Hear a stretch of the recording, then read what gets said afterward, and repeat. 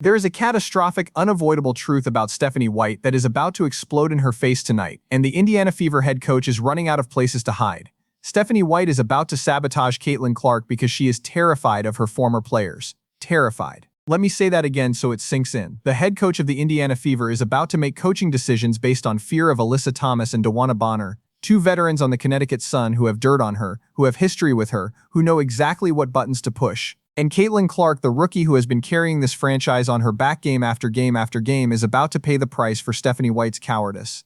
This is not speculation, this is not theory. The pattern is undeniable, the evidence is glaring, and tonight's rematch against the Phoenix Mercury is where it all comes to a head. Welcome back. This is Baskley, and today we are ripping the mask off the most dangerous coaching relationship in the WNBA right now, the one between Stephanie White and the ghosts of her past. Before I walk you through exactly how Stephanie White is about to betray her own superstar, I need you to understand what happened the last time these two teams met. The last time the Indiana Fever played the Phoenix Mercury, the Fever came out executing Stephanie White's game plan. And it was a disaster, an absolute soul-crushing disaster. The Fever scored 6 points in the first quarter. Six whole points with Caitlin Clark on the floor, with Aaliyah Boston on the floor, with Kelsey Mitchell on the floor. 19-6 was the score at the end of the first quarter, and the Fever were getting destroyed because Stephanie White had them playing scared, playing slow, playing like they were afraid to let Caitlin Clark be Caitlin Clark. And the only reason the Fever clawed back into that game, the only reason they had a chance, was because Caitlin Clark said, "Forget this, we are playing my way now," and she took over. She pushed the tempo, she ran the floor, she forced the Mercury to play at a pace they could not sustain.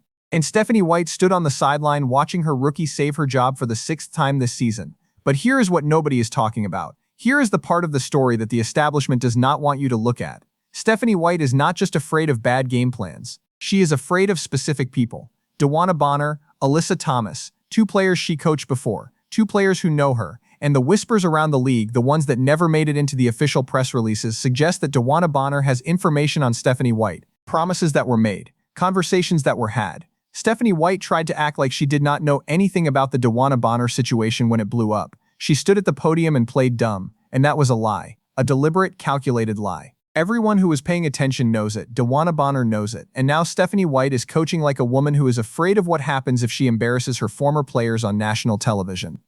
Let me be entirely clear with you right now. Caitlin Clark is not afraid of DeWanna Bonner. Caitlin Clark is not afraid of Alyssa Thomas. Caitlin Clark is not afraid of Natasha Cloud or Michaela Onyenwere or any of the so-called enforcers the Sun trotted out in their last meeting. Caitlin Clark has been absolutely dominant over the last 6 games. Dominant. She had one rough third quarter against the Atlanta Dream, and even in that game she finished with 26 points and 7 assists. She has been putting up numbers that would get her Coach of the Month consideration if she were allowed to coach herself. But Stephanie White keeps getting in the way. She keeps yelling, "Move it, move it, move it" at Caitlin Clark during games, screaming at the one player on the roster who actually passes the ball, the one player who makes everyone around her better.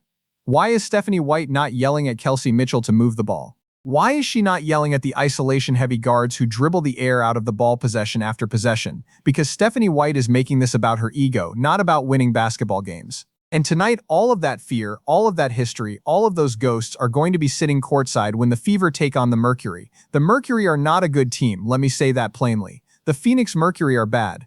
They do not have enough offensive firepower to hang with a Fever team that plays fast. Natasha Mack is solid. Sophie Cunningham can get hot. But this is not a roster that should scare anyone, least of all a team with Caitlin Clark, Aaliyah Boston, and Kelsey Mitchell in their prime. The Fever should destroy this team if they play Caitlin Clark's style of basketball. Breakneck speed, pushing tempo, running the floor before the defense can set. That is how you beat the Mercury. That is how you beat every slow-aging team in this league. But Stephanie White does not trust that. She does not trust Caitlin Clark to run the show. And the reason she does not trust it is because trusting Caitlin Clark means giving up control. And Stephanie White is not ready to give up control because she is still coaching like she has something to prove to the old guard. The refs are going to call everything tonight. Everything.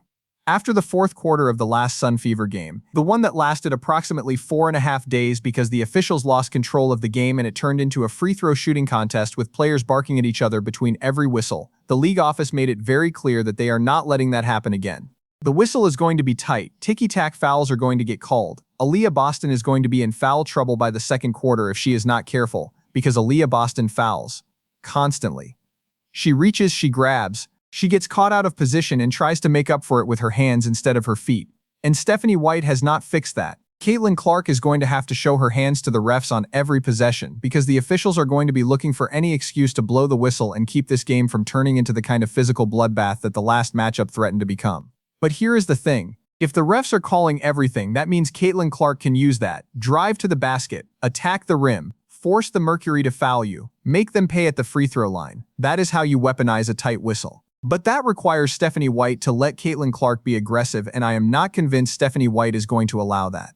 Stephanie White is about to make this game about her instead of about Caitlin Clark. She is going to come out with some elaborate defensive scheme designed to show everyone how smart she is. She is going to try to make Kelsey Mitchell the focal point of the offense because Kelsey Mitchell is a veteran and veterans are supposed to be the ones who get the ball in big moments, even though Caitlin Clark has been the best player on this team since day one. And when the Fever fall behind, when they go into another one of those brutal scoring droughts because the offense is stagnant and predictable, Stephanie White is going to stand on the sideline and blame the players. She is going to blame the execution. She is going to blame the effort. She will blame everyone except herself. And Caitlin Clark is going to have to save her again. Let me tell you what the keys to victory are tonight, because Stephanie White is not going to figure this out on her own. Key number 1. Stephanie White needs to get out of the way. Sit down. Stop yelling. Stop micromanaging. Let Caitlin Clark run the offense the way she has been running it during the stretches when the Fever actually look competent. Caitlin Clark is the best passer on this team. She is the best decision maker on this team. She is the only player on this roster who consistently makes the right read in transition. So why is Stephanie White screaming at her to move the ball faster when Kelsey Mitchell is the one taking contested isolation jumpers with 14 seconds left on the shot clock? It makes no sense unless you understand that Stephanie White is coaching out of fear, not out of logic. Key number 2, run the damn floor. The Mercury cannot keep up with Caitlin Clark in transition. Dewana Bonner is old, her knees hurt, her joints ache. She cannot run up and down the court with a 22-year-old who is in the best shape of her life. Alyssa Thomas is a grinder, but she is not a sprinter. If the Fever play fast, if they push the pace off every rebound and every made basket, the Mercury will break. They will start fouling out of frustration. They will start taking bad shots because they are tired. They will collapse. But that requires Stephanie White to trust the pace, and she does not trust the pace because the pace means chaos, and chaos means she is not in control. Key number 3, do not let Alyssa Thomas do everything. Alyssa Thomas is the engine of the Suns' offense. She gets points, assists, and rebounds. She is everywhere. She is the best player on that team, and if you let her dictate the tempo of the game, you lose. You have to force her to pick one thing. Make her a scorer and take away her passing lanes, or make her a facilitator and take away her driving lanes. You cannot let her do both. The Fever have to commit to taking something away from her, and that means Stephanie White has to make a decision and stick with it. But Stephanie White does not stick with decisions. She panics. She adjusts mid-game based on emotions instead of based on what the numbers are telling her. And that is why the Fever are wildly inconsistent. Key number 4, someone outside the big 3 has to show up. Monique Billings had a double-double in the last game, 14 points and 10 rebounds, and she saved the Fever's season in that moment because Aaliyah Boston was in foul trouble and could not stay on the floor. Sophie Cunningham has been getting buckets. She had a 20-point game a few games ago. She has been showing up, but the Fever need more than that. They need Erica Wheeler to hit open threes. They need Christy Wallace to defend without fouling. They need the role players to do role player things because Caitlin Clark cannot score 40 every single night just to drag this team across the finish line. And key number 5, control the fouls. I already said this, but I am going to say it again because it is that important. The refs are going to call everything tonight. Every hand check, every bump, every breath in the wrong direction. The Fever cannot afford to have their best players on the bench in foul trouble in the third quarter. Aaliyah Boston has to move her feet. Caitlin Clark has to keep her hands visible. Kelsey Mitchell has to stop reaching on defense. If the Fever can stay out of foul trouble and force the Mercury into foul trouble, they win. It is that simple. But it requires discipline, and discipline requires coaching, and I do not trust Stephanie White to coach discipline when she is this emotionally compromised. Here is what is really happening tonight. Stephanie White is walking into this game with ghosts on her shoulders. She is thinking about Dewana Bonner. She is thinking about Alyssa Thomas. She is thinking about what they know, what they might say, what they might do if she embarrasses them. And that fear is going to make her coach conservatively. It is going to make her play it safe. It is going to make her slow the game down and try to control every possession, and that is exactly how you lose to a bad Phoenix Mercury team. The Mercury are not good, they are not deep, they do not have the talent to beat a healthy Fever team that plays with pace and aggression.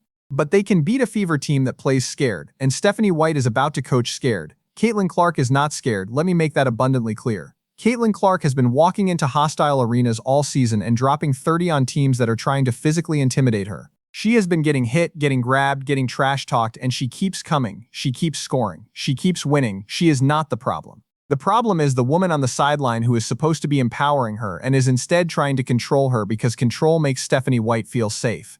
And you cannot win championships when your head coach is coaching out of fear instead of coaching to win. I want every single person watching this video to pay attention to what happens in the first quarter tonight. If the Fever come out slow, if they come out running a bunch of half-court sets with Caitlin Clark standing in the corner while Kelsey Mitchell dribbles the air out of the ball, you will know exactly what is happening.